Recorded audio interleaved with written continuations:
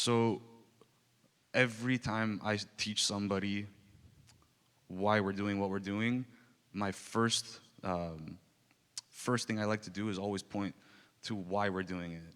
And if you read Colossians 13:7 or 3:17, it says, "And whatever you do in word or deed, do everything in the name of the Lord Jesus, giving thanks to the Father through Him." And so essentially, everything that you do is, even if you're mixing, just pushing faders, that's for God. So we have to realize it could be something that people see insignificant, or a lot of the times people don't realize you're back there until you mess up. But when you're back there, everything that you do is for Jesus. So you got to come with the right heart because you're serving at the end of the day. So um, we're going to go over a couple of things in this presentation. We're going to go over the importance of sound, why we do what we do, what exactly we're doing. We're going to go over a couple of objectives, like understanding terminology, learning key concepts in mixing, and then practical tips, and then we'll have a Q&A. If you guys have any questions while I'm presenting, please feel free to stop me. Just ask questions. I'd rather have a lot of back and forth while I'm doing this, just so that way we can figure out, if you guys have a question while I'm talking about something, it's easier to talk about it then than it is to remember the question you guys had at the end. So yeah, whenever you guys have a question, just feel free to stop me. Let's start off with the sound terminology. So first up, we have frequency. This is a pretty common word that we use in the sound world. And essentially all it is just the number of vibrations or cycles of sound waves completing in 1 second, measured in hertz, which determines the pitch of the sound. So when you hear someone talking about frequency, you'll hear, oh, 500 hertz or 400 hertz, whatever the case is. Those are how you measure frequencies. And next up is hertz. And that's a unit of frequency that measures the cycles. And think about like the ocean, the waves. You're looking at a sine wave, right? And that wave has a peak and a valley, right? The amount of times it goes from top to bottom is how you measure in 1 second. You count from top to top, how many times it makes a full cycle. And so depending on how fast it's going, it'll be a higher number. And typically regular tuning, like standard is 440 hertz. That's what every instrument is tuned to. If you tune to an A on the piano, a middle A is gonna be 440 hertz. That's standard tuning. So a lot of stuff that you're gonna hear when I say hertz is, that's basically what I'm referring to, just the unit of measurement on the frequencies. Next unit of measurement is decibels, and you'll hear that a lot when people are talking about how loud sound is. And that's just the unit of measurement to determine the intensity, the pressure, and essentially anything above 120 decibels is gonna be loud, like excruciatingly loud. It can be painful, it'll cause ear damage for sure. And typically you'll see at like concerts, if you go to concerts, they're running about 110 decibels. If you go to a movie theater, they're running about 90, 95 decibels. So that's just like a general idea of like loudness, and that's how you measure how loud sound is. Next thing up is, yes, what's up?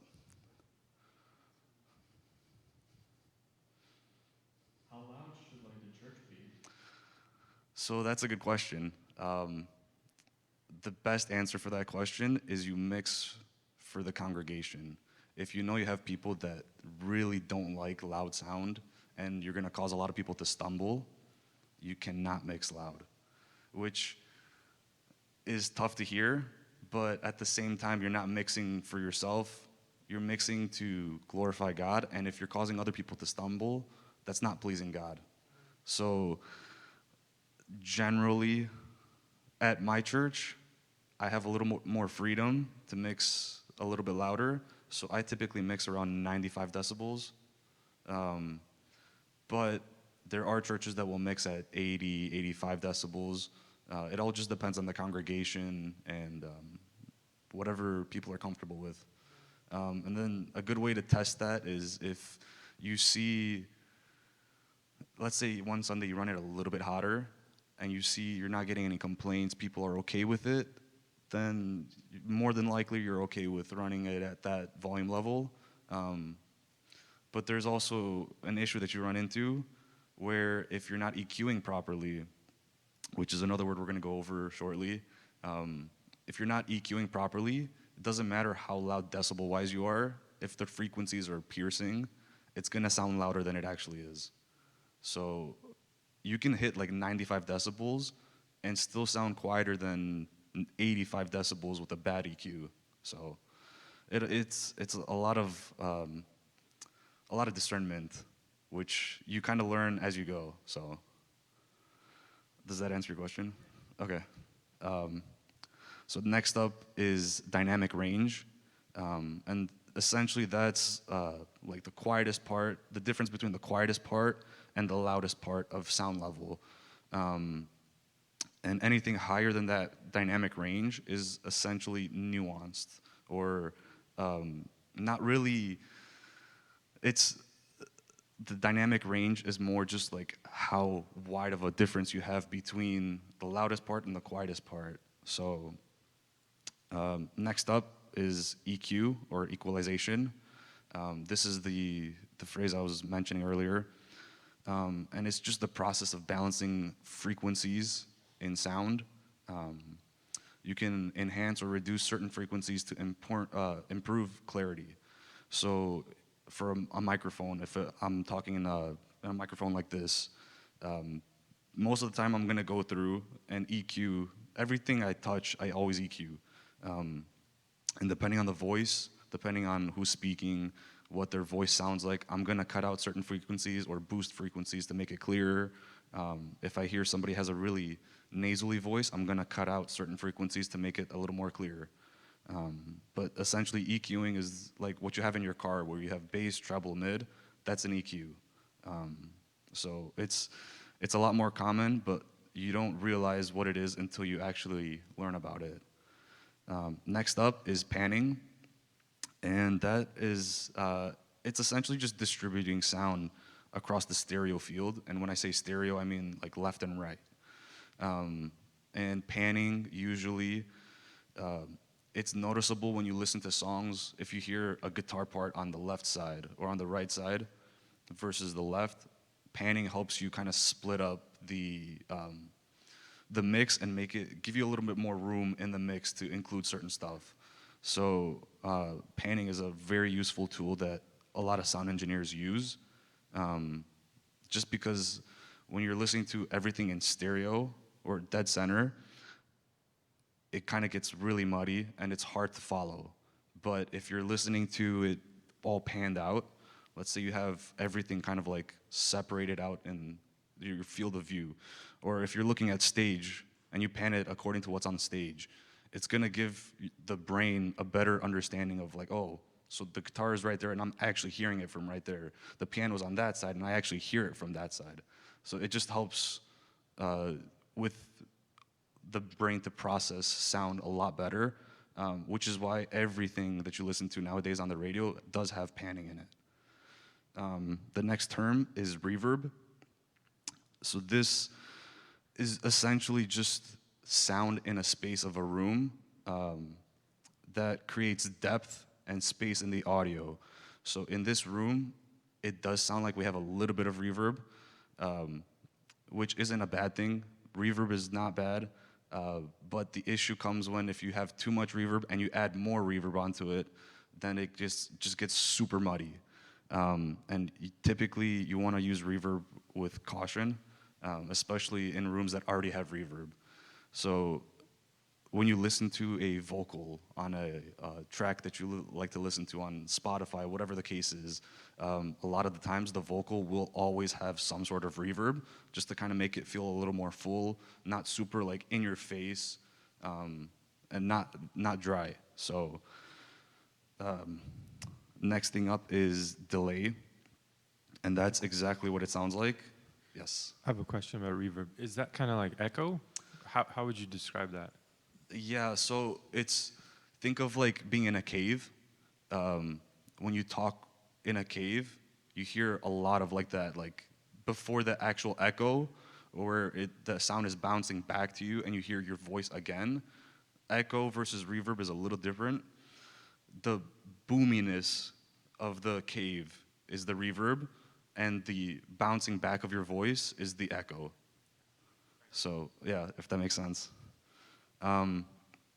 Next up is delay, which is pretty straightforward. If you set a delay on something, it's think of like you delaying the process of starting your project now versus later. If you delay by 5 minutes, you're not starting right away. It's the same thing with sound, where if I have an effect that I set a delay on, it's not going to kick in that effect until it hits that certain time frequency. So a lot of the times when you're adding delay, it'll be to like to like an effect, so like an echo.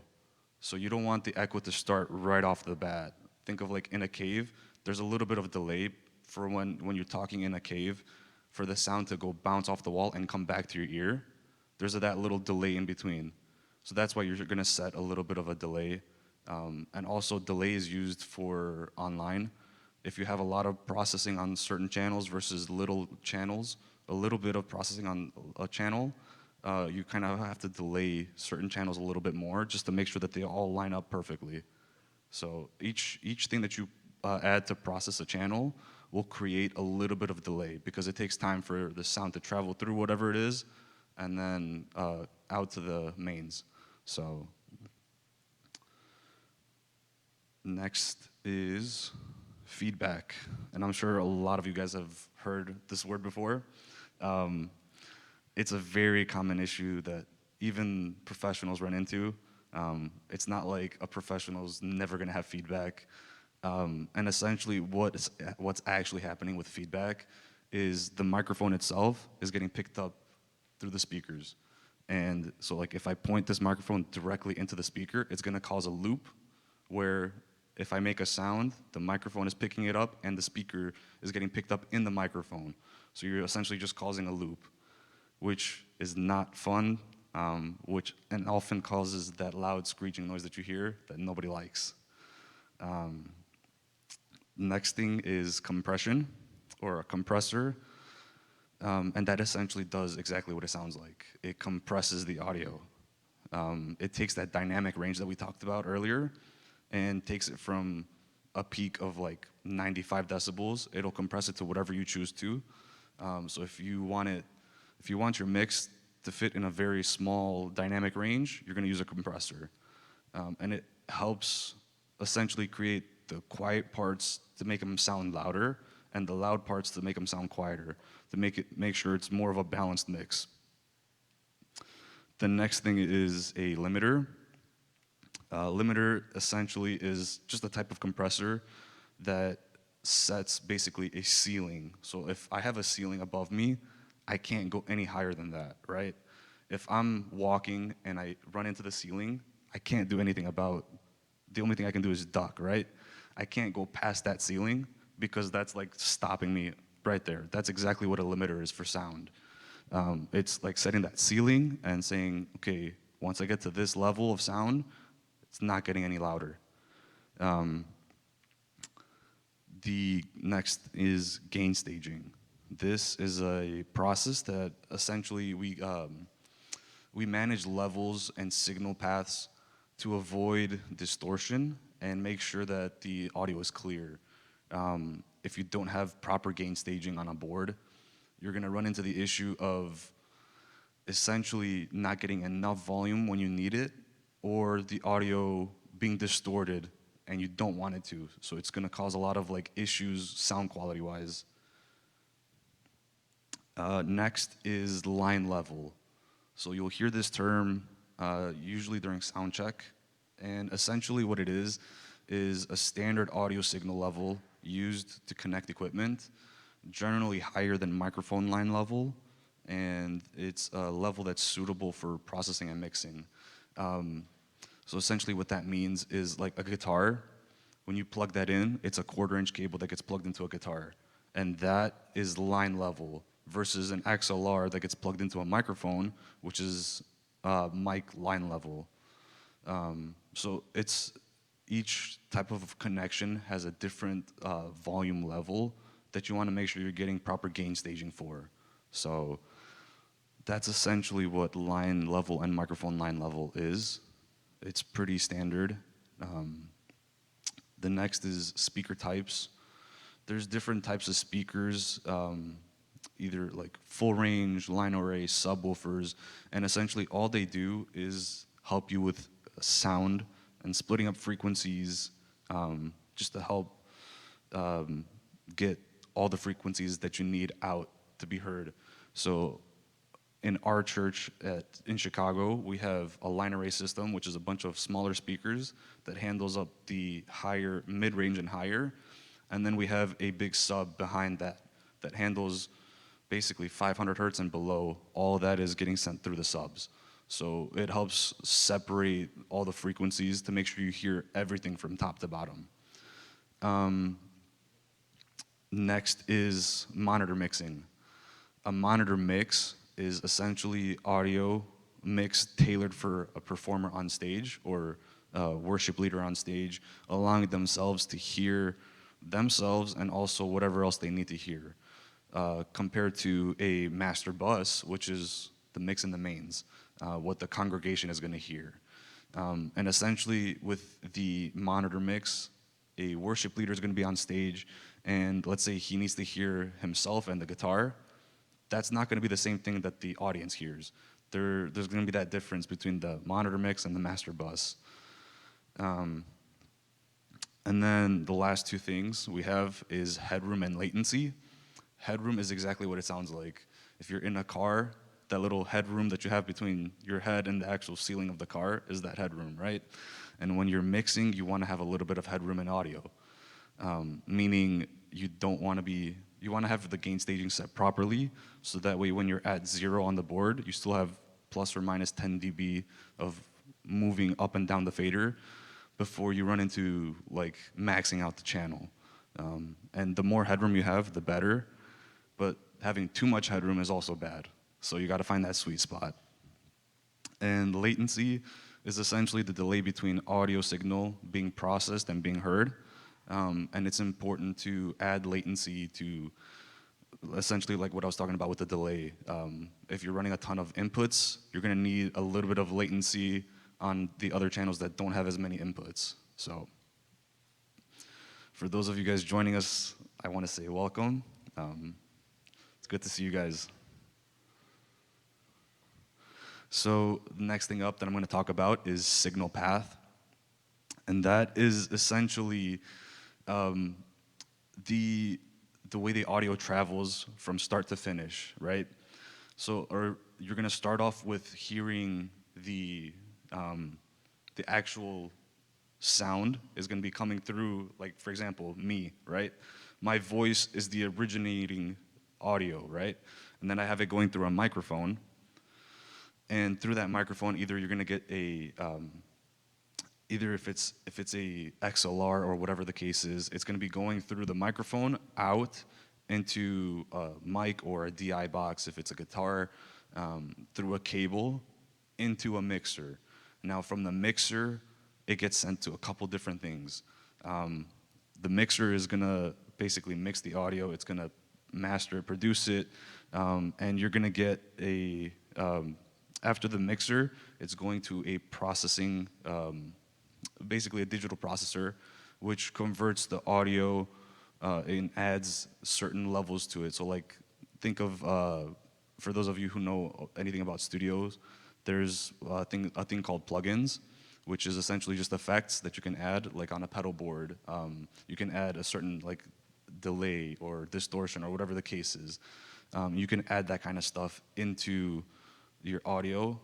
Most churches don't include a digital processing system like Wave plugins, but that is a common thing that is starting to happen now, where from the board they're sending it into a processor to be able to get auto tune and stuff like that into churches. But it's not necessary. It's just a nicer thing to have as backup. And then from the processing or the board, depending on what you have as a setup, which here we don't have a processor, and we don't have a processor at Philly either. So it goes from the mixer to the amps. And from the amps, essentially what you're doing is bumping up that volume to get it sent out to the mains. And then from the mains, it's coming out to amplify and basically everybody to hear. Next up is going to be mixing process. So first up is gain staging. Why and the basics. Essentially, when you're gain staging, it's to get proper levels. Like I mentioned in the definition, you're trying to get levels where you can mix and you're not having issues with distortion, but also you're getting enough to where you need, in case you're never gonna have too little audio if your gain staging is proper. Then you run into EQing. So first step in mixing is gain staging. Then the next step that I typically do is EQing. And we're gonna kind of go over each one of these separately. But then from EQing, I go to compressing and limiting audio. And then if I need to, I'll put some gates on it. Gates typically you don't necessarily need, but we will go over what exactly a gate does and why, when to use it, stuff like that. Then from gates, I go to panning. And that's essentially just splitting up the audio where I want it in the stereo field, then sends to buses and effects processing. So for EQing, or the equalizer, you're gonna see the next slide shows essentially what an EQ looks like. And you'll see on each frequency level, there's the low frequency, there's a low mid frequency, a mid frequency, high mid frequency, and high frequency. And each frequency point gives you the option to change the gain, which is the amount of volume.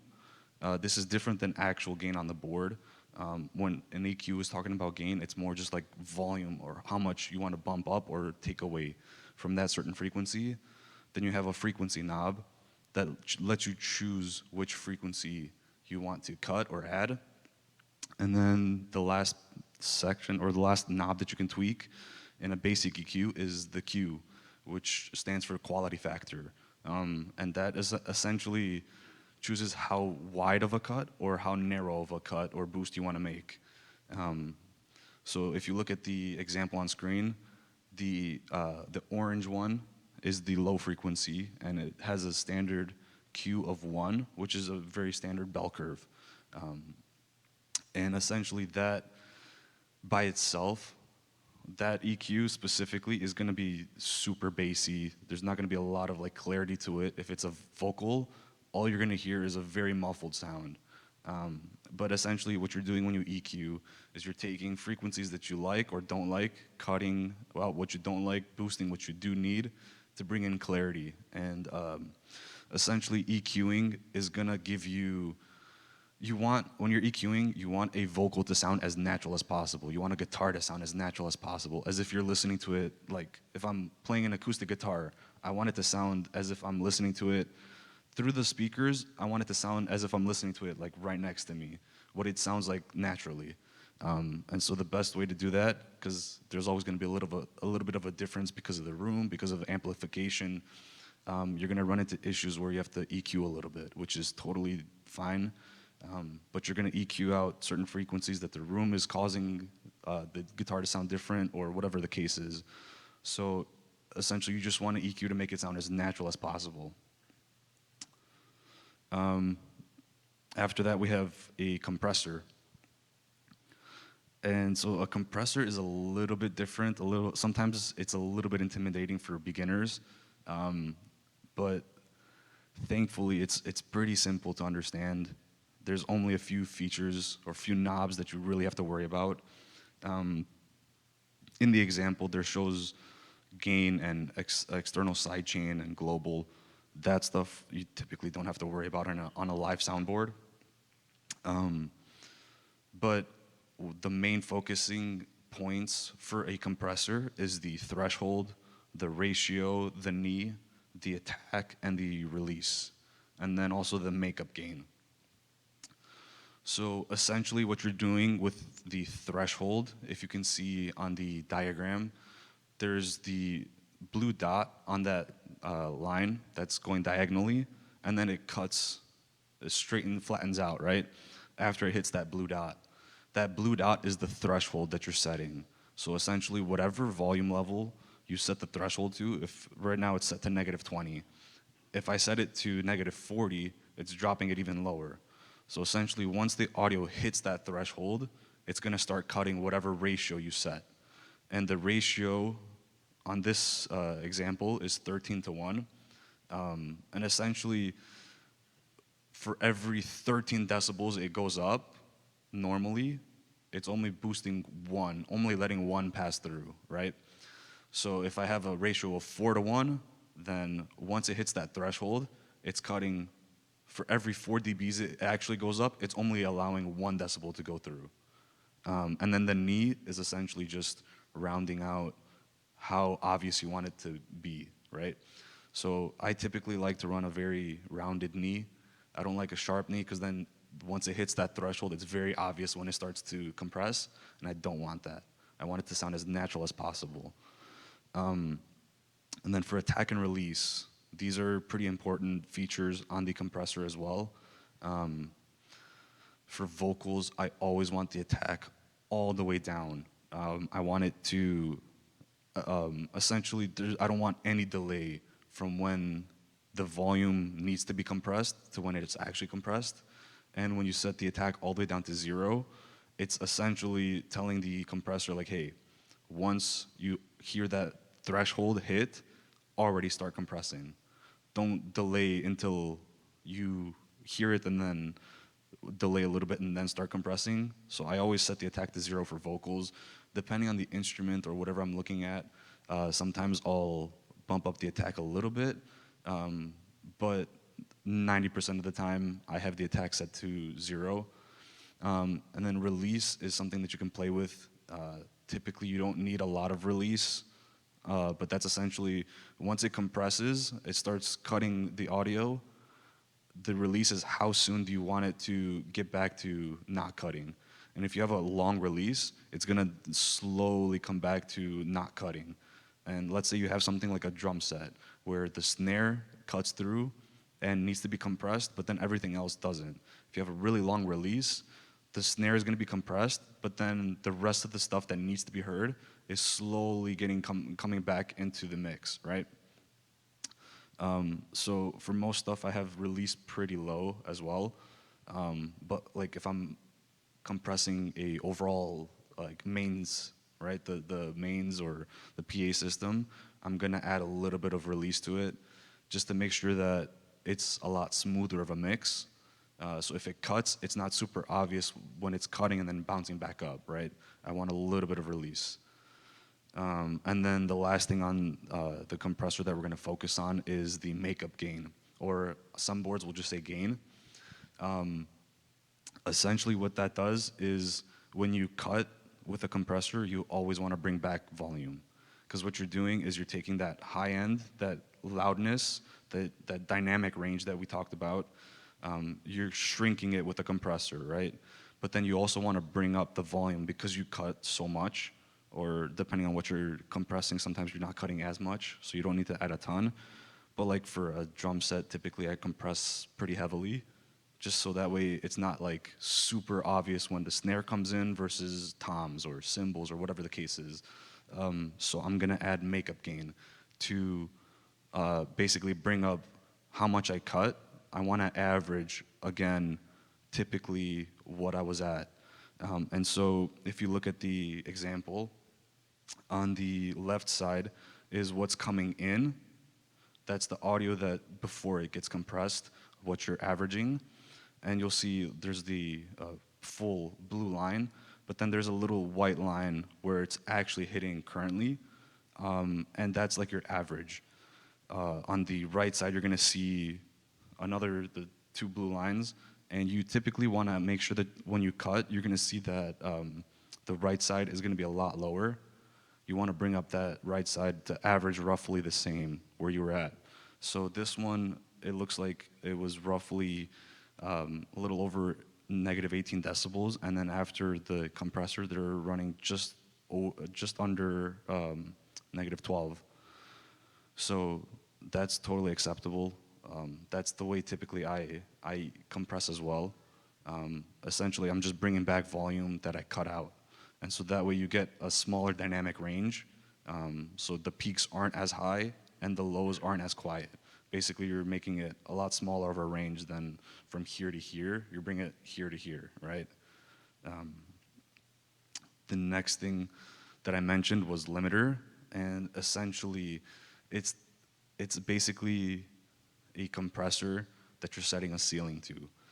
So instead of a certain ratio of like 4:1 or whatever the case is, you're setting infinity to 1. So once it hits that threshold, it's gonna cut. Most of the time, you want the ceiling to be around negative 1 decibels. So that way, once you hit that peak of negative 1, it's cutting and it's not letting anything past negative 1. You have a question? Yeah. So is this only useful if like an instrumentalist like ends up putting his volume like way too loud type of thing? A limiter? Yeah. So live sound, typically I almost never run limiters. I'll just run a really heavy compressor. Okay. But typically you'll see limiters used a lot in like studio work. There are some applications for it live, but I typically never really need to run a limiter. I just run a heavier compressor, and it ends up doing essentially what I need it to do. A limiter typically is to bump up and get that like ceiling for a master volume, like when you're uploading stuff to Spotify, right? You need it to get to that certain level. Otherwise, if it's too much of a dynamic range, you're not going to hear it in the car. So that's where the limiter comes in really handy. But yeah, essentially a limiter is very identical to a compressor, where you get that ceiling and then the threshold and then the release and attack as well. The attack you typically always set to fast or as quick as possible. And the release, typically you'll leave a little bit longer of a release just because you want it to smoothen out, not be super obvious when it's cutting, when it's not. And that ceiling, like I said, I typically leave at negative 1. With the threshold, you got to play around with that. Honestly, that is very specific to whatever you're mixing. And then if you realize you're cutting out a lot, then you're gonna bump up the gain. But most of the time, you won't really need to. So, and again, this is more studio focused. Most of the time, you're not gonna be running into using limiters in live sound, but it's good to know how to use one in case you ever do need to. So, next thing I have is the gate. So this is one thing that I know I've had a lot of questions every time I present, every time I talk about or train people on sound, they ask me what a gate is. And it's a lot simpler than what people think it is. It's essentially, think of a gate, like a front gate when you're at home, right? You gotta open the gate to go through to get into the yard, right? Essentially what you're doing is you're opening audio too. When you set a threshold of whatever threshold you set, for this example, it's set to negative 50 decibels. So once it hits that volume level, then it opens up the gate for audio to get through. But up until that level, it's basically like turning off the microphone. So If I have a really high threshold, I need to get really loud for that gate to turn on and let the audio through. So that's typically used for drums, right? If you have a really high threshold, you want a really high threshold on the snare so it doesn't pick up all the other stuff like the cymbals, the toms. The high threshold, that means it's only going to pick up when the snare actually is heard. And then the rest of the time, it's not picking up the rest of the stuff for bleeding. And then reduction is the next thing that you're going to see on a gate, and that's essentially how much you want it to cut when the gate is closed. Typically, I never run a fully closed gate. I'll typically run, like at highest is going to be -8 decibels, and that's essentially saying if I'm running this gate, I want it just to turn down by 8 decibels, whatever I'm gating. So like, let's say I run a gate on a pastor's mic, right? Just because when he's not talking, it might pick up some room reverb, and I don't want that. I'm gonna put a gate on it and essentially set the reduction down to whatever, -6, -8.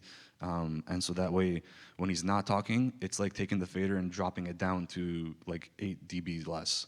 But when he's talking, it's going back to full volume.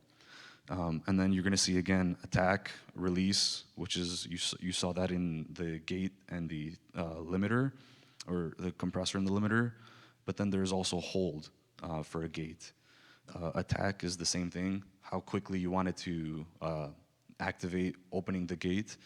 And then release, same thing, how quickly you want it to close the gate when there's no audio coming through. Hold is a little bit different. It's how long you want it to hold that gate open after that audio level dropped past the threshold. So if I have volume coming at -50 and then it gets underneath -50, how quickly do I want it to wait before it starts closing that gate? So it's not super complicated. It's easier when you see it done behind the board. It'll make more sense when I do it live, but essentially that's what a gate does and the purpose of a gate. So next I have is panning. I don't have any visualization of it, but essentially it's like I mentioned before, when you're mixing, you want to pan stuff. Like for a drum set, I'm a drummer, so the way I pan a drum set is as if I'm sitting behind a drum set. But when I'm mixing live audio, I'm gonna pan the drum set according to what the audience sees on the drum set. So snare and kick are always gonna be dead center, and then depending on what view I wanna pan according to, I'm gonna use panning to kind of separate the rest of the drum set out. So the overheads are gonna be on one side and the other, and then toms just according to where you're looking at it.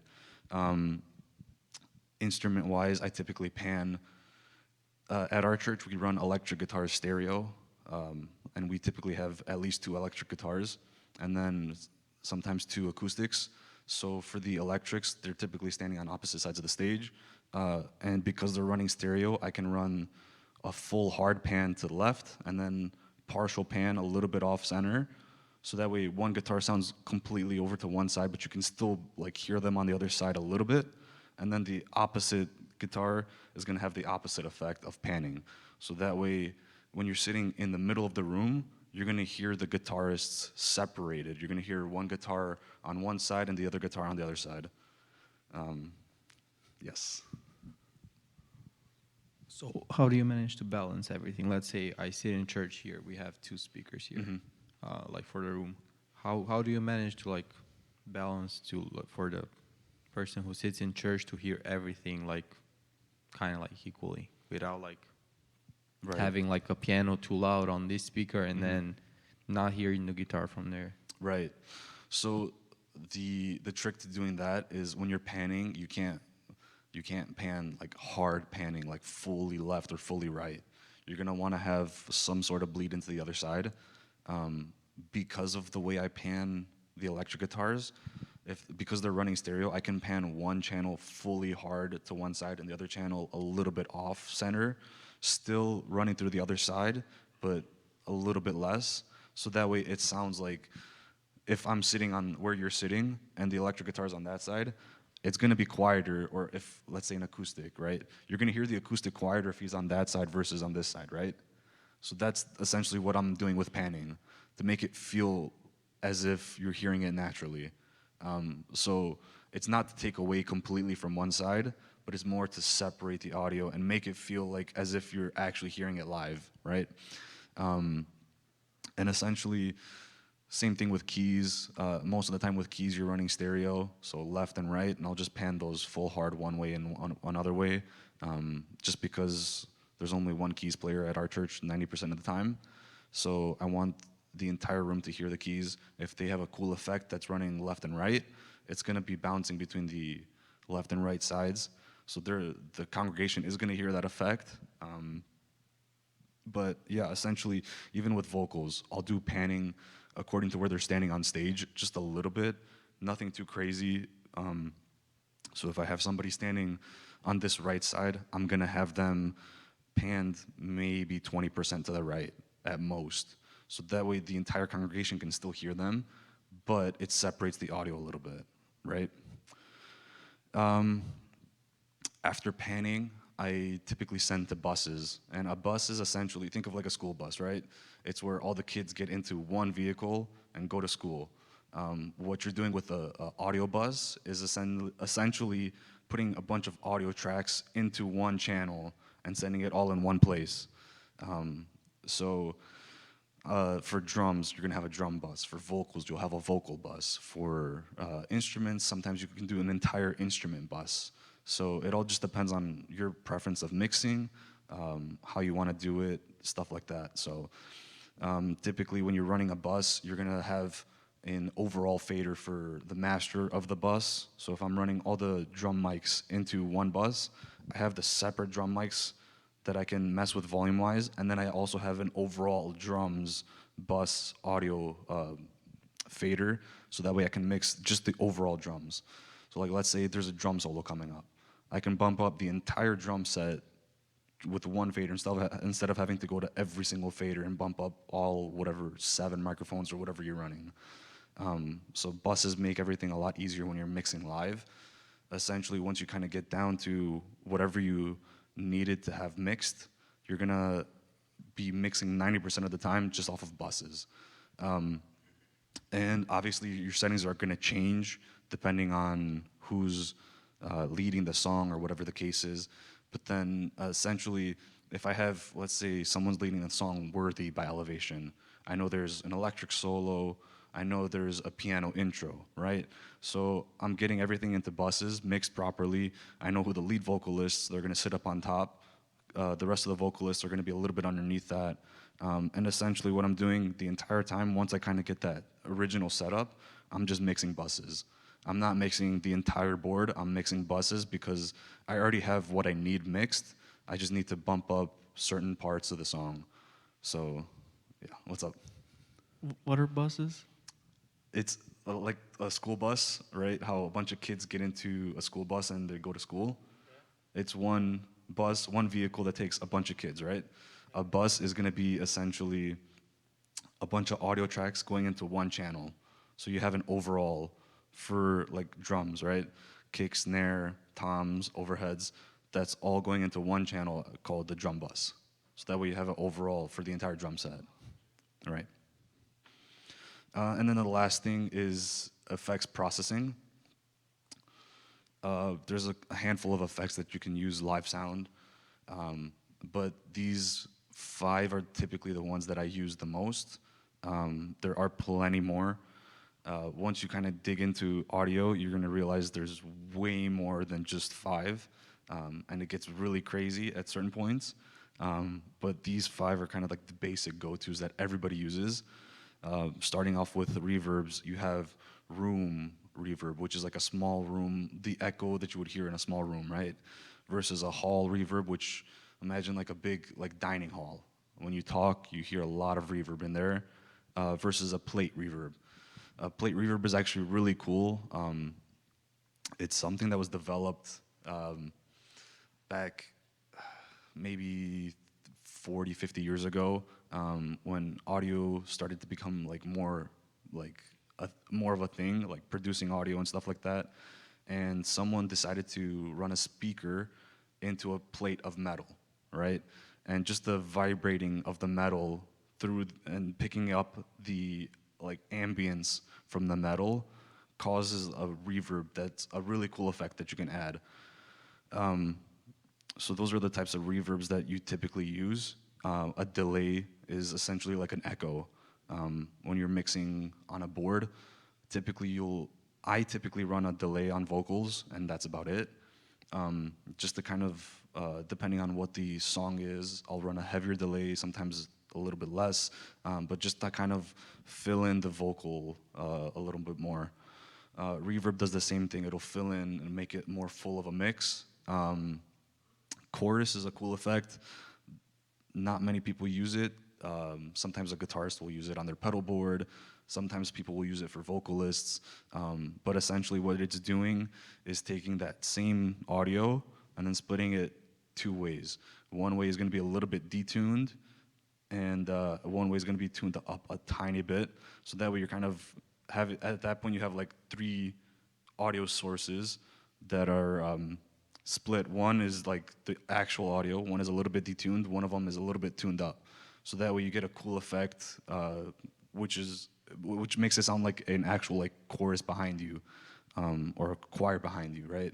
So that's just another effect that people use to make a vocal sound more full. Saturation and distortion, those ones typically you don't run into as much. That's more of like a electric guitar kind of effect, but it's used in live sound as well. But yeah, essentially saturation is, think of like for electric guitarists, it's probably the easiest to think of. When you're running through an amp, you have typically tubes that the audio has to pass through, and when that tube heats up, it distorts just a little bit, and that's what you want. That little distortion, a little bit of distortion is a little bit of like a character to add to the mix. So it's not like it's not used a ton, but it's a nice little effect that you can add to make a little bit more warmth, to bring a little more warmth into a mix.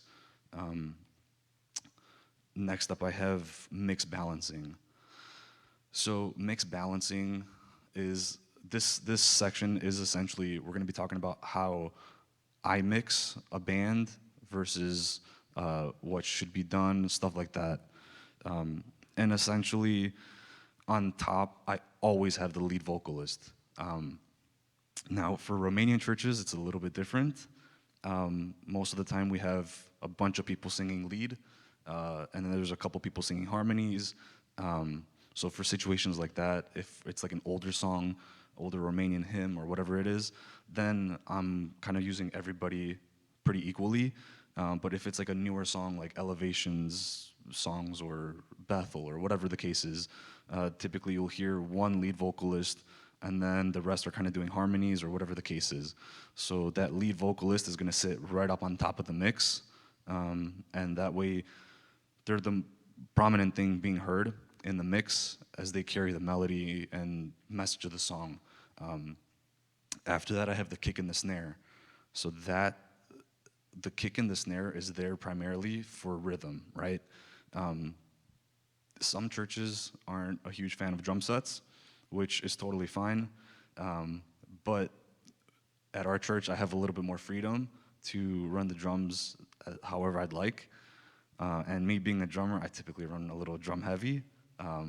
But again, kick and snare is always typically, if you listen to any song produced nowadays, you're always going to hear kick and snare very clearly in the mix. Even if you listen to BBSO or Harvest Arad, whatever the case is, even Romanian songs, they mix kick and snare very prominently in the mix. And that is specifically to kind of give the song a rhythm, a feel of the tempo.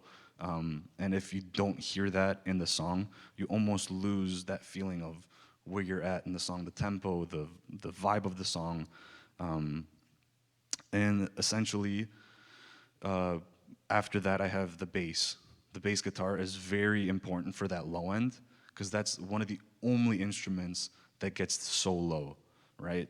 The entire mix is very mid-range to high range. being electric guitars, pianos, vocals, and then the drums and bass are the only two instruments that really touch on that low end. So if you don't have a solid low end, you're kind of stuck with a very thin mix, if that makes sense. If you want a full mix, you got to have a good balance of low end to high end. So that bass guitar is what I bring in a lot of the times to make sure I have enough low end as well as the kick. After that, I typically have the hi-hats and the cymbals, but that's very dependent on the drummer, how heavy they are of a drummer. If they run really heavy on the cymbals, I typically won't run the cymbals as hot because it'll bleed through the other microphones. So then I get enough through the other microphones. But then after that, I have rhythm instruments like guitars and keys that essentially fills in a lot of that mid-range.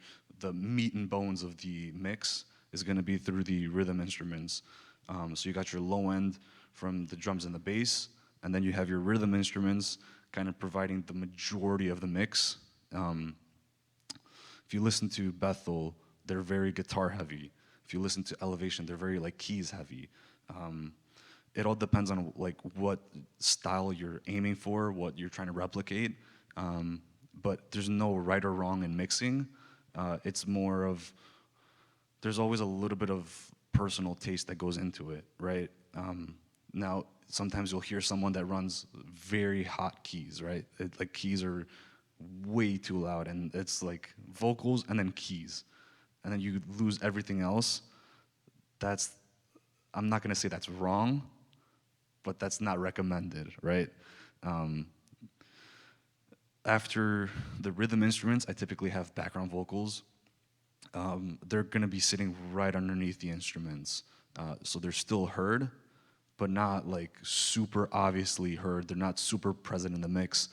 Again, listen to any modern song mixed, you'll hear the lead vocalist, and then the rest of the vocals are kind of like a background vocal, choir sort of thing, where you can hear the harmonies, but they're not super present in the mix. After that, I have effects and ambience, like my reverbs, my delays, stuff like that. And that is gonna add a little bit more full of a mix, right? It's gonna give me that fullness that I'm looking for if I'm not getting enough from the vocals. If the vocals sound a little bit thin after EQing, then I'll add a little bit of reverb to kind of fill in the rest of whatever needs to be heard. Then if we're running tracks or pads, that's the next thing underneath my reverbs, my effects, because you don't want those super heavy. If there's an atmospheric pad, like let's say the keys player is just droning on the one, right? You're gonna have the pads really quiet, because if it's like during a indem, you don't want that sticking out. The whole reason behind the pad is just to create a little bit of ambiance while there's someone doing an indem, right? And then the last thing is like sound effects, non-rhythmic elements. Like if you listen to modern day worship, sometimes you hear like a little like whooshing noise, right? That's very like minimal. Like, typically in live sound, you're not gonna run into that a lot. And if you do have it, it's gonna be in like tracks. But we typically don't really use that super often, so it's not gonna be super prominent in the mix. Whatever you told us up to this point, Yep. do you have like a standard, like for the board? You do all this mixing like standard, and from there you start to play with it, or how that works in the board? Yeah, so when I set up a board, like at home, we have our board set up very generally to where it would work with any band that goes on stage, and you're just gonna need to make minor tweaks. So essentially that volume level should already be basically set to whatever you need it to be. Most of the time I'll have the audio on the board is gonna be mixed, like a pre-mix essentially, and that's the way I'll save that scene. So if I have a new band coming on stage, I'm gonna have to make some tweaks obviously, but it's, I wanna say 85% already there. And then just with those small tweaks, you can get a full mix already good to go. So a lot of it is done before, and kind of, so the way we set up our board when we did it was we had a band come up on stage when we were setting up our gain staging, and we kind of got a general mix of everything and saved the scene like that. And then every time we had a new band, we would have to tweak it a little bit and fine tune it. But essentially, yeah, it's all done beforehand, so that way whenever someone comes up, you basically have a good to go mix. So I have another question. sure. So on our board, I'm pretty sure the only effects we have is reverb and delay. Okay. Is that like an actual thing, or am I tripping? Um, Because I know you mentioned like a bunch of other stuff on there, yeah. like the chorus and the. Off the top of my head, for the TF5, I don't remember what options it comes with. Okay. It should come with more, but I'm not 100% like remembering what exactly comes on the TF5. Because I know on our Yamaha CL5, we have like 70 different types of effects that we go into. When we get into the effects rack, we have 70 that are like preset. So we can just go through and add a bunch of effects if we really wanted to. But I'm sure that your board does the same thing. It's just we need to dig a little bit, and I got to remember where exactly to find them. But yeah. Oh, okay. Can you like if you hear now, Hmm. can you set the standard for and then from there the sound guy can play with it? Check on our board. Hmm. You know, if the standard it's where it's supposed to Right. be on everything. Uh-huh. From there to play with it. Yeah. So you're saying like if I could set a standard on the board? Yeah. So I'm actually going to be here tomorrow morning as well. I'm going to be back there with whoever's mixing. And essentially, one of the biggest things that I'm going to check for is proper gain staging. Because if you have proper gain staging, then that solves a lot of issues. If there's not enough gain on certain things or too much gain on another thing, then it'll cause a bunch of issues. But if you have proper gain staging, a lot of the issue is fixed just by that. Like proper gain staging, you can run everything basically close to zero and have almost a perfect mix. So, yeah, it's definitely something that I can do while I'm here. So. So one of the things that we have at our church, like each band has like kind of like its own like preset, Okay. and then we do change it like every time like each band like sings. Hmm. But like like what I see is like there's such a big difference in between like one preset and the other preset that if you're changing it, it's like heaven to earth. And then I feel like it's very like unbalanced. Like this band comes up, sings at like 110 decibels, and then these other bands like come on stage and sings like very like 60 decibels, and it's kind of like confusing. And then if you're like there and you have to like sing a song or like you're singing with a group, if you're singing a Sunday when like that band that like sings very loud, it's kind of like messed up because all the mics are like separate to this mic, to this mic, to this like to this speaker. Right. Then you don't know what you're gonna hear when you're up there. And then if you're like singing in another Sunday when it's not that like very loud band, you're probably not gonna hear anything or stuff like this. Do you think you can like make like a set that we like all the bands use, and then whoever is back there just like mix? Yeah, so the way I do it at my home church, we don't have separate scenes for each band just because we're constantly tweaking. Because of the setting that we have in the Romanian church with a bunch of different volunteers and stuff, we can't have, at least in our church, we have 5, if not more bands. So there's constantly changes that we make whenever we get like a new microphone or whatever the case is. We're gonna be tweaking stuff. So we only have one master scene that we make all the tweaks to, and so we used to have scenes separated for bands, but if we know a band is leading, let's say Friday night and then Sunday morning, Friday night we'll save the scene just so they can have the same in-ear mixes and stuff like that. But it's gonna be based off of the master scene that we already saved. It's like pre-mixed for any situation. and it's ready to go in case of like, let's say you have a random punct in the service, right? Someone's walking up and they need to hear whatever they need to hear in the monitor. It's already going to be there. And because in our church, we all run in-ears, every single worship team, even the old teams, the new teams, everything. And so because of that, whenever we have the puncte, the monitors on stage are only used for those. So we typically sound check those two, just to make sure that they can have what they need beforehand. There's no like surprises. There's no like, hey, I didn't hear that, or whatever the case is.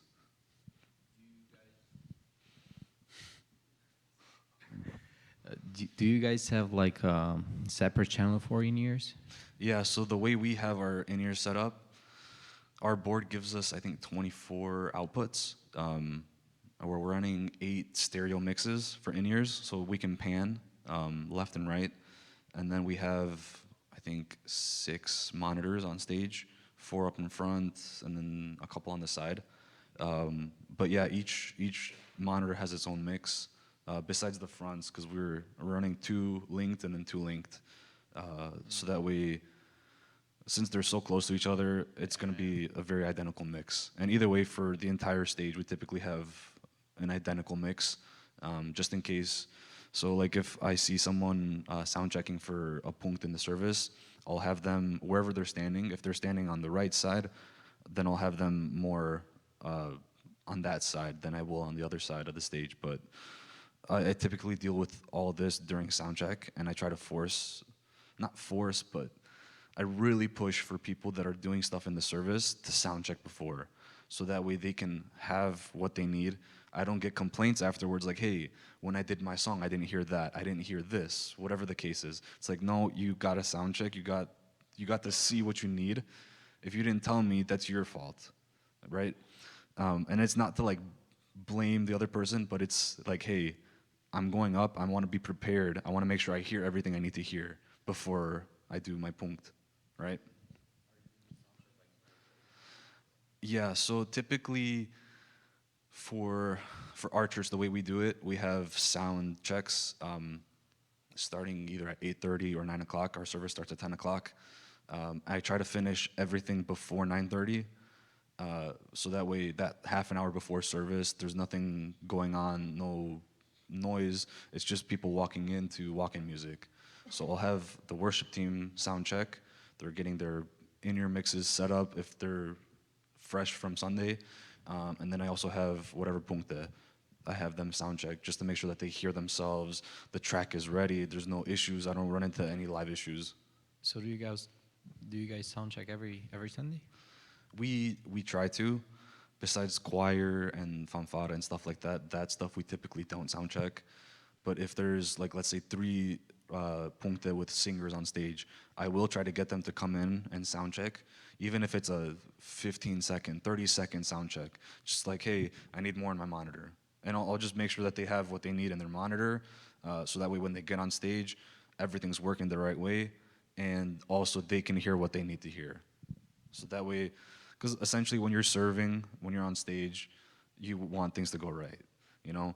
If you're running into issues constantly, it's very hard to serve. And it's a little discouraging when you have issues, and it's almost like you want to blame the sound guy, right?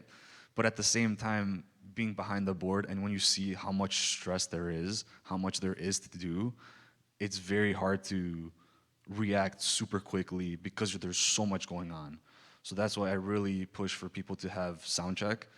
They get everything that they need out of the way, and then when they get up on stage, they're ready to go.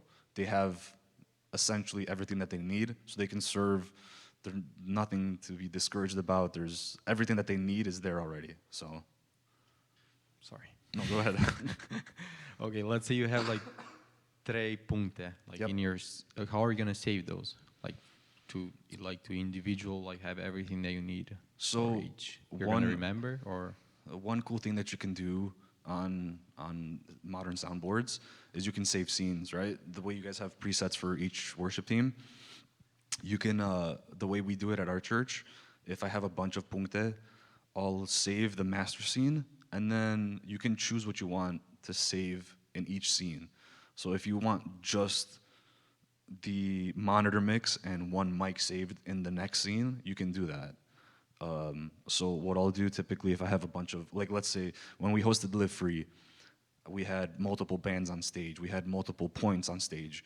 So what I did, I saved a scene for each point, and I noticed Ben did the same thing for this convention, which is one of the best ways to do it, because that way you sound check them, you save whatever they need to hear, and then when you switch between scenes, it's only changing what really needs to be changed. So that way when they walk up on stage, they have exactly what they need. And then let's say someone comes up with a completely opposite needs. You just recall the next thing that you need and you're good to go. But like for a regular Sunday, typically I don't do that just because it's pretty easy to switch on the spot. If it's just a backing track and two singers, I can just adjust whatever needs to be adjusted. But most of the time, thankfully, it's pretty identical, so.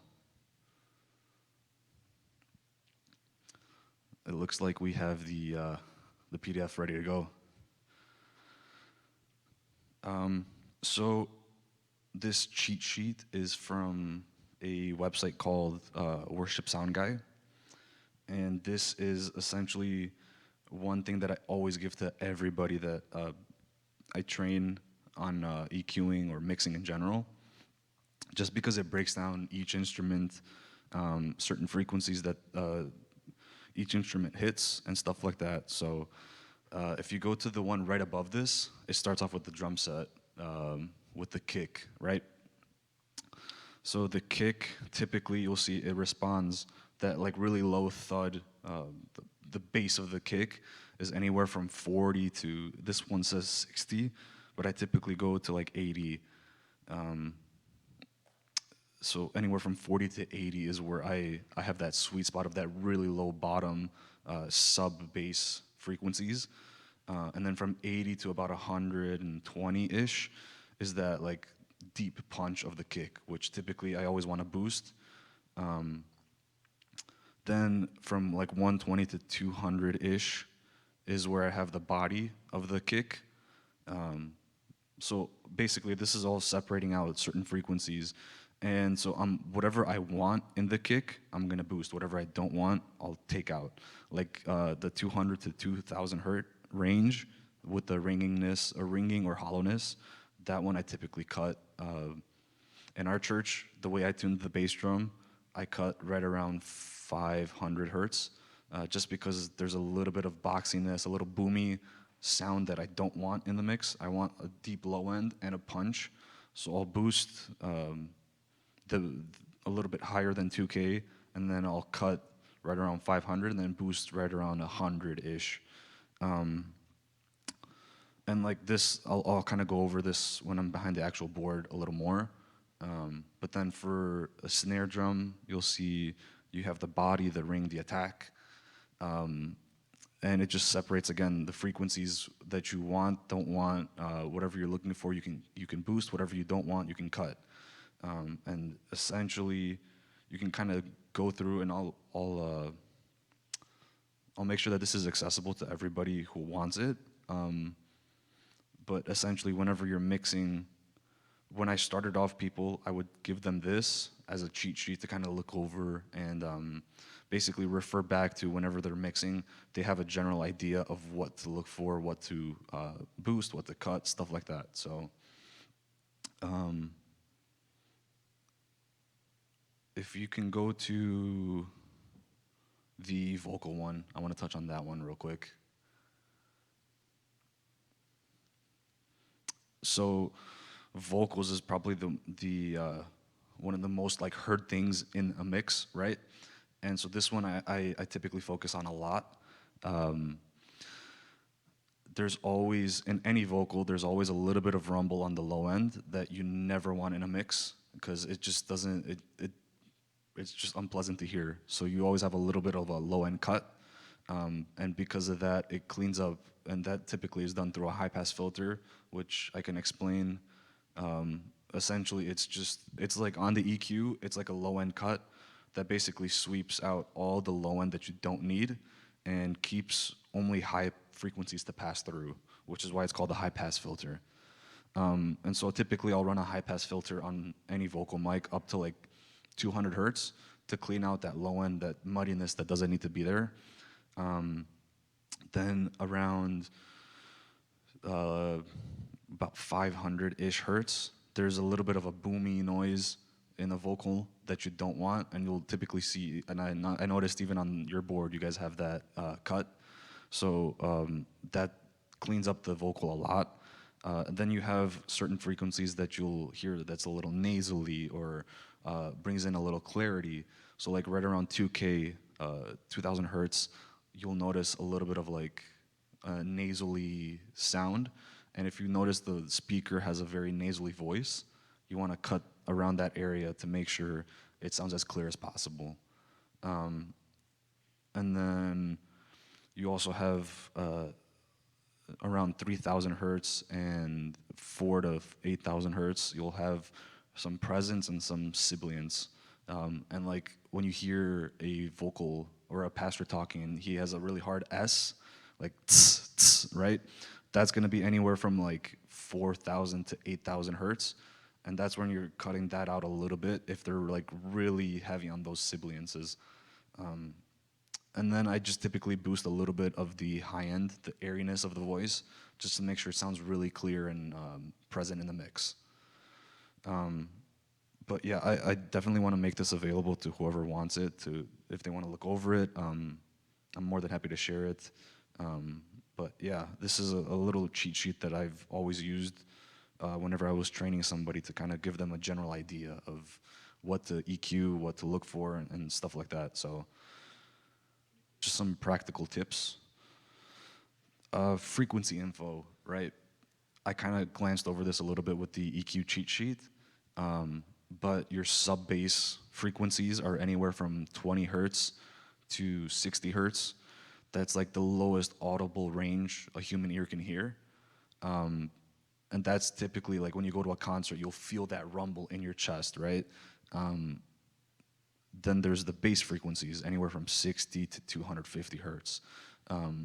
That's like the foundation of a mix. Like your bass guitar, your kick drum, those are sitting right around that area. So that's where you get that low end in your mix.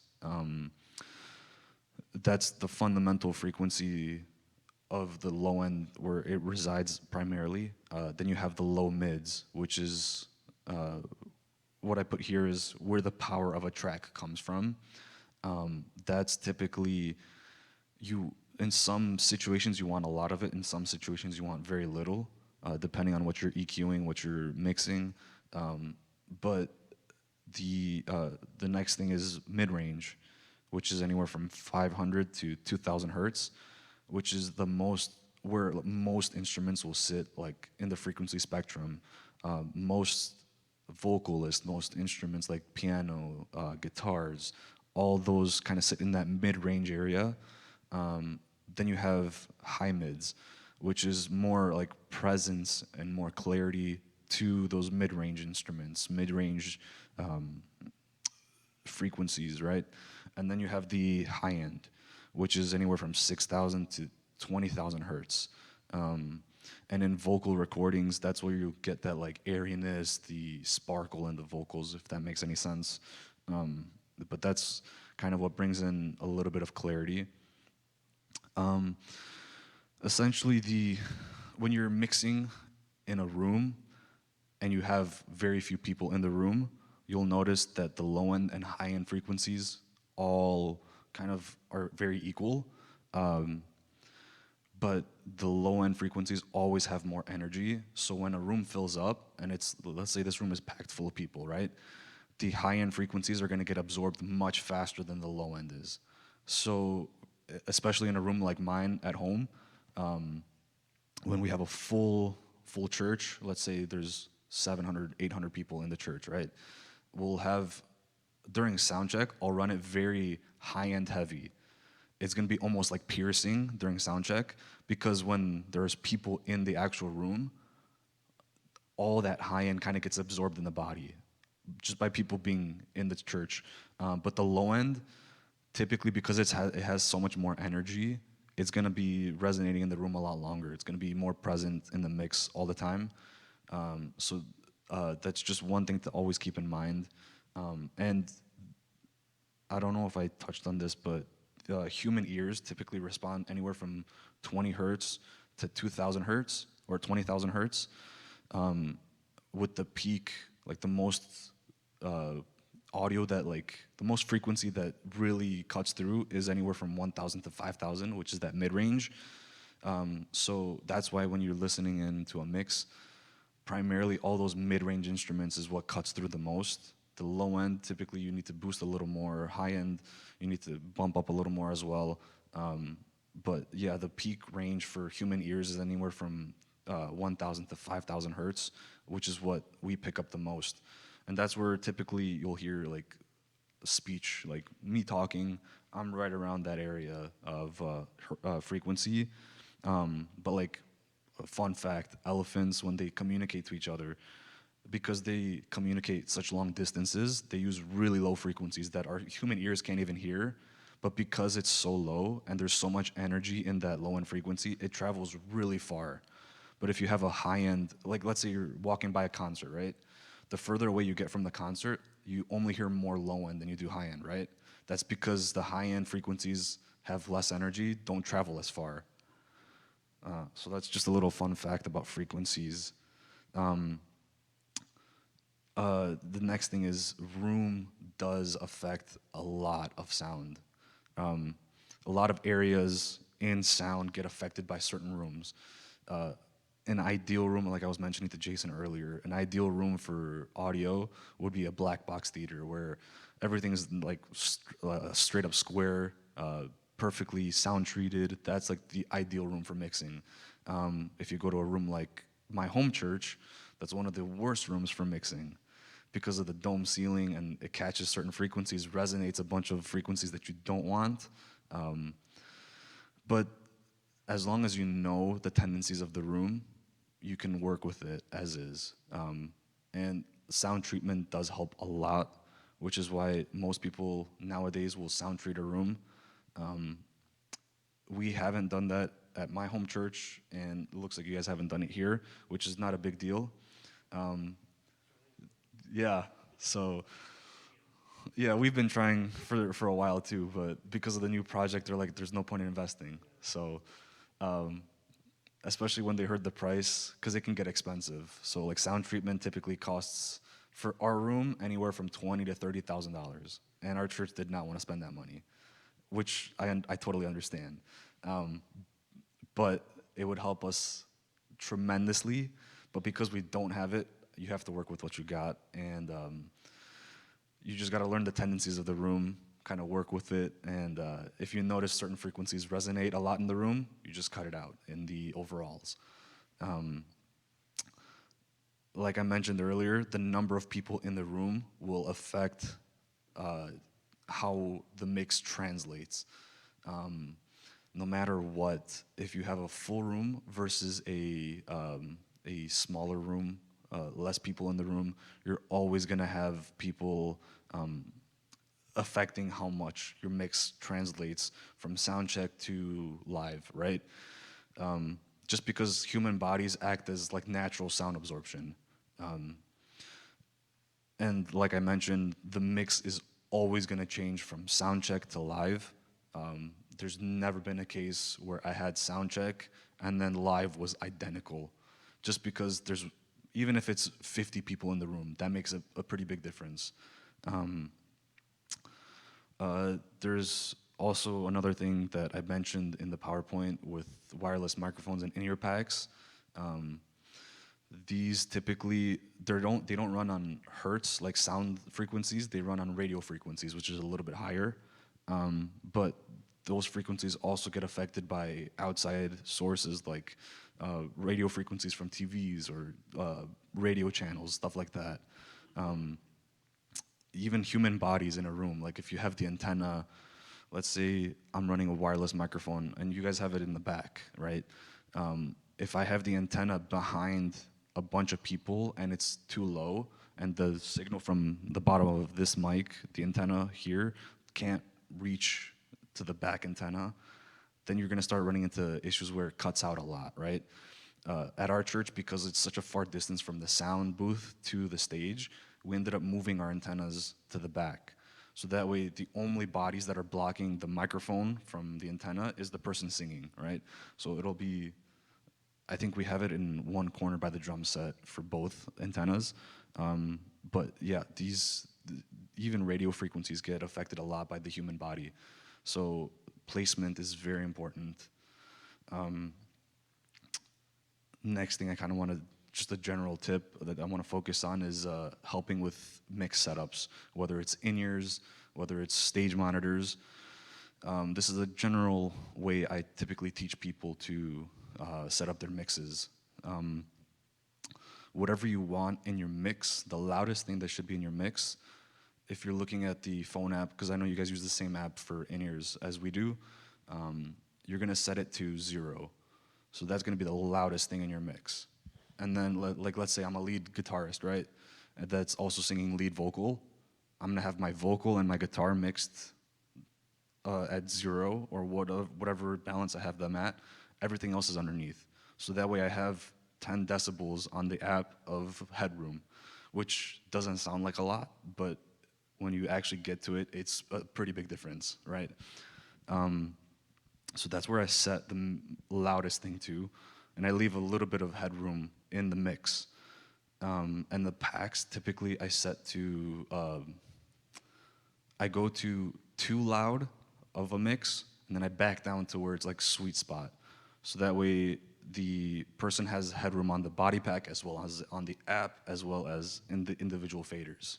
So, you have a question? Yeah, for the headroom, I feel like sometimes, like putting it at 0, you're saying for the main and for each individual channel, I feel like that's sometimes too low. Like I can't really hear myself. So is that like a gain issue? That's either a gain issue or what's the body pack typically set to? I used to have it always at max, Okay. but I started putting it a little bit lower just because like sometimes the click would bleed through, and I don't want like the whole church hearing like. Right. So. Yeah, so that typically, it can be a couple of things. Typically what I check for is first the body pack level, make sure it's set to a good level, because when you have the main volume at 0 and then the loudest instrument that you want at 0, the body pack should be loud enough to where it can get too loud, which leaves you just enough headroom to, if you need to bump up even more, you can. But So the body pack also needs headroom. the body pack, not necessarily. No, okay. But I typically like to leave a little bit of headroom on everything, just to have multiples, like safeties, you know.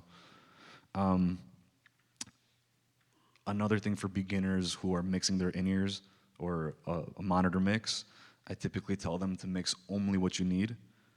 Because if you don't know how to mix, if you don't know what you're looking for in a mix, it's gonna get muddy really fast. So if you're adding every single instrument in your mix, it's gonna get muddy if you don't know how to mix it properly. So whenever I get like the smaller worship teams, like the youth bands, whenever they come up on stage and they're using in-ears, I'll tell them, hey, put yourself in your mix, put at least kick and snare in the mix, and then lead vocalist. And then from there you can add whatever else you have room for. And if they're ever interested, I'll show them like how to properly mix, and I'll give them basically the same rundown I gave earlier on how to set up a mix for live. Because in my in-ears, whenever I'm leading on drums, essentially it's good enough to be an in-house mix. The only difference is I have click pretty loud, and then the drums a little bit louder than I would in-house. But other than that, it's a full like in-house mix in my ears. But it's challenging to do that when you don't have the experience or don't have the know-how. So then I typically tell people just to put in whatever they need, and anything else that doesn't need to be there, just leave out. But like I mentioned, rhythm and lead vocals always needs to be in. And if you guys have a room mic, I typically tell them to include it a little bit, but not a ton, just because it gets muddy really fast as well. The room mic, typically, whenever I'm using in-ears, is for the ambiance of the room, so that way whoever's using in-ears, both in-ears are in. Because the last thing I want to hear is the click track running through the main vocal mic, right? So and also in certain rooms, the majority of the cases, if you're running one in-ear out, you're gonna be singing a little bit false because you hear yourself in your head, but also the reflection of yourself in the room. So your mind is gonna be playing tricks on you and you're gonna try to adjust, but you're adjusting falsely. So if you have both in-ears in, you're only hearing yourself from your head, and you can adjust a lot more naturally, and it's gonna be a lot more in tune, which is why I always recommend people to run both ears in. And then the complaint that I get from them is typically, oh, I don't hear the room. I can't get a feel of what's going on in the house. So then I give them a room mic, which basically adds that room feel. But yeah, and then if you guys have the option to, if you guys have stereo mixes, always pan. Just because in nature, there's no such thing as a mono sound. Everything is stereo. Whether it's coming from a bird, let's say you hear a bird down the street, right? It's gonna be coming from all around you, not just one ear or one channel, right? It's stereo because just the way sound works in nature. So if you can pan, always pan. I don't know if that's a capability here. I don't know how your board is set up, but I'm assuming probably stereo or mono. I think like 8 of them are mono and then 6 of them are stereo. Okay. Another thing, where would you put a crowd mic in this church? So typically the way I place crowd mics is I'll look for the mains wherever they're at. Also depends on what mic I'm using for a crowd mic. If I'm using a shotgun mic, which is like, think of movie production, those big long mics, right? Those are shotgun mics. Those are really good for picking up like really far distances. So if I have a shotgun mic like I do at my home church, I'll find the mains and I'll place it behind the mains, kind of just point it at whatever source I want.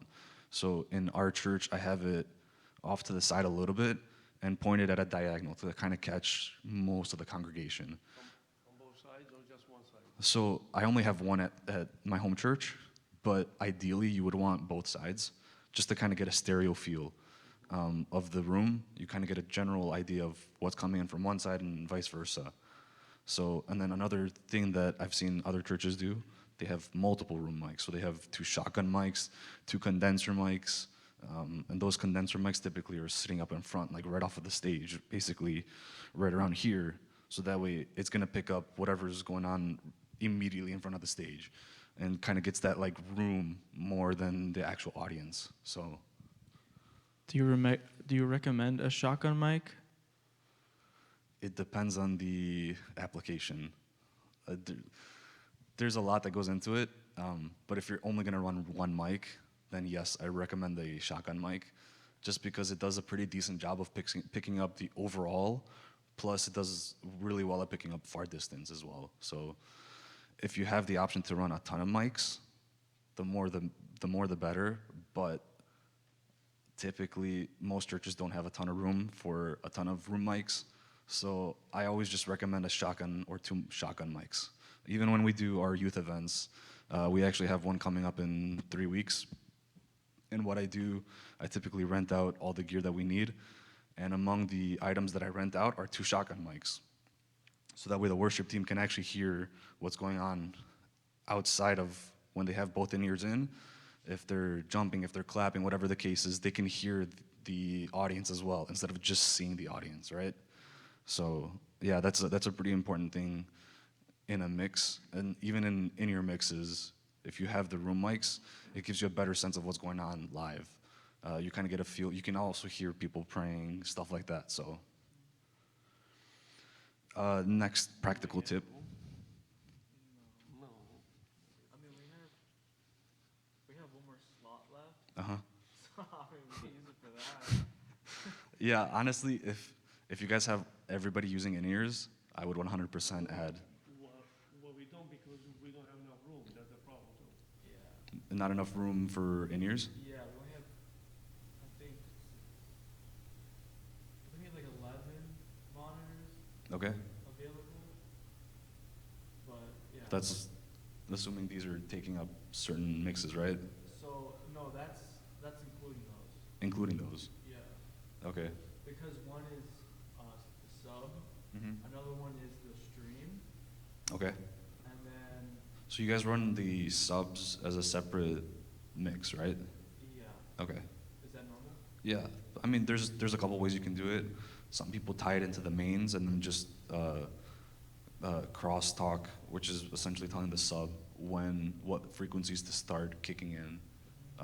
But some people run it just as a separate mix, which is totally fine too.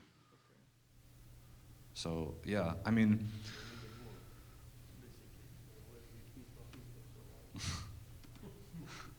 yeah, that's the one thing that most churches typically struggle with, not having enough.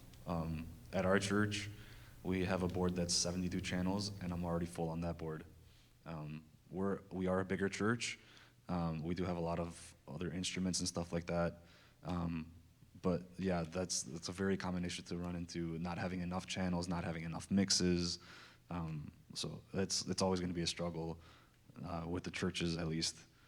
So the next thing I want to focus on, next practical tip, is when you're mixing, mix actively.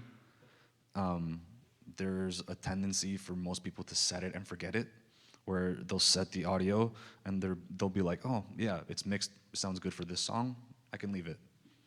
That's never the case. I never set it and forget it, just because certain songs have either a guitar solo or a lead vocalist, or let's say there's two people leading a song, right? You need to be ready to switch between who's leading, bump up the volume for certain people, whatever the case is. So even when I'm mixing, I'll have most of my mix done, and 90% of it is basically already there. But then live, that 10% I'm always adjusting through the buses. Another recommendation I have is know the songs as well as possible. If you're mixing, try to know the songs just as well as the worship team does. Because if there's a vocalist soloing, if there's a guitarist playing a lead line, whatever the case is, if you're not aware of that, it makes it harder to mix and it doesn't cut through. Like if you're not, dacă nu ești pe fază, I love that saying in Romanian, but if you're not like paying attention actively, and there's two people switching between singing lead and harmony, if they're switching back and forth, and you only have one of the mics louder, it's going to be really chaotic, and people in the church are going to lose the melody, stuff like that. So you always got to know the songs as good as possible. Another tip, watch the band. The band will give you cues. It doesn't have to be like them straight up like mouthing like, hey, I'm going into a chorus. But like just watching them, you can tell where they're going next. Like I mentioned, bump up, bring faders down for certain parts, but never excessively. Your mix should be at a point where if you bump up the drums a little bit on the faders, it cuts through just enough to, if it's a drum solo or whatever the case is. Follow the band for cues, like I mentioned. Big thing is communicate with the band. As an audio guy, I need to be best friends with the band. If they are having issues, I need to be communicating with them to figure out what's going on, why they're running into issues, and my job is to make their serving as smooth as possible. Because when you're up on stage and you're serving and you have terrible sound, it's very hard to worship. I can say it from experience, even just doing solos in church or whatever the case is. If I have terrible sound, it's really hard for me to do my job the way I practiced it at home, right? But if I'm in constant communication with the audio guy, if the band is back and forth, if you have a good relationship with each other, it's a lot easier to resolve those issues that come up from no communication. Another thing is listen critically. Be very attentive to what's going on stage. And a lot of people, if they're an electric guitar player, they'll run the electrics a little bit hotter in-house. But you also have to realize you got to listen in critically and what actually needs to be heard. Even if me as a drummer, let's say I love to hear the drums more, I have to be realistic and mix the way the song needs to be mixed, right? If the drums are too much and they're covering the vocals, then I'm not listening critically. I'm not actively mixing the way I should be. And then the last thing I have here is mix to serve the church, not to stumble the church. If you notice that the way you're mixing is causing people to get frustrated or it's too loud and people are complaining, at that point you're being a disservice rather than serving. And one way that we want to mix is to please not only, I mean, you're always going to have people complain one way or another. Either it's too quiet, it's too loud, whatever the case is. But you want to mix to serve the church and not cause anybody to stumble, right? And that's, in doing that, you're showing the love of Christ, right? Because you're not, although you may like it really loud. For me, personally, I typically like my audio pretty loud. At home, in my car, whatever the case is, I run my audio loud. It may be because I'm a drummer and I'm slowly losing my hearing, whatever the case is, but I will always run my audio really loud. In my car, it's even the low end is really hot. So, when I'm in a room mixing, let's say I'm mixing at a small church, right? I'm gonna ask the sound guy from the host church, like, hey, how does your congregation like it? Do they like low end? Do they not like low end? What can I do? What can I not do, right? Because I'm there to serve, not to please myself or make my mix the way I want it to if it causes 90% of the church to stumble, right? And then just some general tips I have at the very end. When you know you're going to be mixing, do not listen to loud sounds before. Just because your ears are very sensitive, the human ears are extremely sensitive, and you want to take care of them, right? So if I know I'm mixing on a Sunday, right, that Saturday night, Sunday morning, most of the time on my way home to church or home from church, if I'm coming from Saturday practice or whatever the case is, if I'm coming home, I'm not listening to music. I'm literally driving home in silence if I know I'm mixing the next day. If I'm going to church knowing that I'm mixing, I'm not listening to anything, just to make sure my ears are ready to go. Because the same way your muscles get tired when you work out, right? Your ears are a muscle. So if you overwork your ears, the same thing is going to happen. And you tend to wear out the frequencies that you need to hear. Like, let's say you go to a really loud concert, right? When you leave, everything's going to be like almost numb. Like, you hear stuff, but like it's hard to explain, but like your ears get tired. So that's why I recommend never listening to really loud audio before you mix. When you're mixing live, you have to be prepared to deal with a lot of pressure and quick decision making. There's been a lot of times where the pastor has added a point in the service, didn't tell me, and yet I have to be ready to go, right? Let's say there's a guest that came in and he's gonna do a quick presentation, but I don't know this because it's not on schedule. I have to be ready watching the pastor, the worship team, just watching the stage, what's going on, and being ready to hand out a mic, whatever the case is, and being ready to react to whatever changes happen on the spot. American churches typically don't run into this issue just because they're very scheduled and everything's on a by point, right? The way we do things is a little bit different. We typically want to be more led by the Spirit, right? So when we do that kind of stuff, we need to be ready, quick on our feet. But a lot of it is just, you have to come with an expectation knowing that it's going to be a little bit stressful. You just have to be a little bit aware of that so that when stuff comes up, you're not stressing out about it. You're not freaking out like, oh, what do I do now? What do I do now? It just kind of happens, right? The next thing I'm going to mention is you may be behind the scenes, but you're still serving, right? Even though people don't recognize who's behind the mixer, there's somebody behind the mixer. Even though there's not an actual like attention to like, oh yeah, this guy's mixing. Someone's there mixing. So if you're the person mixing, you have to realize you're just as important as whoever's leading on stage, whoever's giving the indem, you're serving regardless.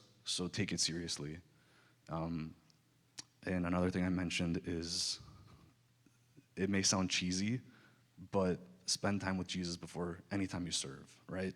You want to make sure you're coming in with the right heart, and you've got to be prepared, because at the end of the day, you're serving, right? You're serving the church, you're serving Christ. So you want to make sure that you come prepared with the right heart, not a heart of like pridefulness. You got to come in humbly, knowing that like what you're doing, you're trying to benefit the kingdom of God. You're trying to benefit the congregation. So spending time in the Word and prayer is very important. And then the last thing that I'm going to mention is I highly recommend everybody practice at home. If you're going to be mixing live, there are ways to practice at home using DAWs, digital audio workspaces, which is like Logic, Studio One, stuff like that. There's free versions of it where if you really want to, you can find tracks, you can mix tracks, you can EQ, practice compression, all sorts of stuff at home. And it's really not that hard. It's pretty easy to get into. You might need to watch a couple YouTube tutorials, but if you're going to be mixing, it's good to kind of get a general practice. If you're not mixing every Sunday, just to kind of stay on top of your skills. So with that being said, I've reached the end of my presentation. So if there's any questions, we can kind of go into a Q&A. So I don't know if for our sound we have it in the back, like in its own separate room. How would you balance sound in a room like that where it's kind of disconnected? So ideally, it should Yeah. never be disconnected. Even in our new church project, the board, not knowingly, tried to put us in the balcony or off to the side, like completely. But we really pushed for us to be as close to the center as possible in the main sanctuary, on the main stage or main floor. But at the end of the day, you work with what you got. So in a situation like this, the best way I can think of is, I noticed you guys have a speaker in the back that's running basically what you're running in-house. Use that, but like you also have to kind of step out, and if you have to walk into church with the iPad, you're gonna have to do that. It's not the end of the world, but because we're here to serve, you work with what you got, right? And you can push for better situations, but at the end of the day, if this is what you have, you're gonna work with it, and you do your best with what you got, right? So I don't know if that answers your question well enough, but Not really. yeah, typically like We're trying to cut the walls. We told them, at least to have some more sound. Not Uh-huh. again, but it's like deaf ears, stuff like that. yeah, so me in this situation, I think the majority of the time I would be, like during sound check, I'd be out here in the sanctuary mixing off an iPad, right? And then when it comes into live service, then I'm gonna be back there just for the, like, in case something happens, I'm gonna go and be behind the board to actually, but then during sound check, because I have the freedom to walk around the room, I'll get that mix in, I'll kind of dial everything in the way it needs to be dialed in, and then kind of get a feel for the volume, so that when I step back in there, I know what the difference is, and I can adjust accordingly based off of the differences I noticed. So that's the way I would do it. And also, if you can run that speaker in the back to hear the live audio, whatever is getting sent in-house into that speaker as well, then you kind of have a good reference point of what's actually being heard. Now, obviously, the room is going to change what's actually being heard, but it shouldn't be a huge difference. So whatever you're mixing back there should be pretty realistic to what's out here, if that makes sense.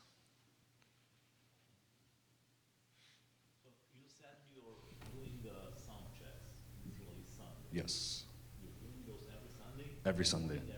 So your praise and worship comes an hour earlier? Yes, yep.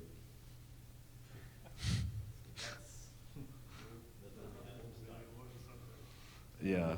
So do you guys, the sound guys, do you go to practices? So most of our worship teams practice before that on that Sunday. If they're running new songs, they'll show up even earlier to practice those new songs and learn those new songs, which I never recommend. I typically recommend a worship team to go practice on a separate day and then come to Sunday prepared already. But that's one thing I'm pushing for in our church that I don't like too much. But if you guys do have practices, it's not necessary for the sound guy to be there, but it is helpful. If the sound guy knows what he's doing and is really good at what he does, then he typically does not need to be at practices, since the practice is more just for the band to kind of learn the songs and stuff like that. But if there's a need for practice, like audio-wise, So we have practices not Sunday. We have Monday okay, and other days. So we are trying to adjust it to our church. mm-hmm. And we don't have a sound check Sundays before service. Okay, 9:58, we show up uh-huh. and we start. Yeah, so what I would recommend in that situation, especially because there's people that need to practice either sound or whatever the case is, whenever the band shows up for practice here, whether it's Monday, Tuesday, Wednesday, whatever day it is, I would recommend having the person mixing on Sunday show up just to kind of practice and learn the songs with the worship team. And then I would recommend Sundays, even if it's not a sound check, just a quick line check, just to make sure everything's working. Because the last thing that a sound guy or a worship team needs is an instrument not working properly 5 minutes before, right? And then you're running into a bunch of issues trying to figure out what's going on, why is this not working? But if the worship team shows up even half an hour before service, right, plugs everything in, just quick, hey, does my guitar work? Does this mic work? Does whatever, then you know at least that much you did in comparison, in preparing for the service, and you know everything's gonna work when you get up on stage, right? Okay, so the mix for the practice will be the same like the one we play on Sunday. It should be, yeah, pretty identical. Yeah, if you're saying for the monitors, For everything. if you have a guy mixing for practice, then yes, in-house it should be identical. Yeah. So I know for us, I typically do require sound guys to go to our youth choir practices, just because youth choir only leads once a month, and it's a little bit more complicated with a band and stuff like that. So each youth choir is a combined band, and so each setting is tweaked, and we have to save a scene for that. So they will practice on Tuesdays typically, and we'll have the sound guy come in, practice with them, learn the songs, and save settings and stuff like that. So that way when Sunday comes around, they're not making a ton of tweaks. They already have the majority of the work done, and it's basically ready to go. So then they make some minor tweaks and that's it.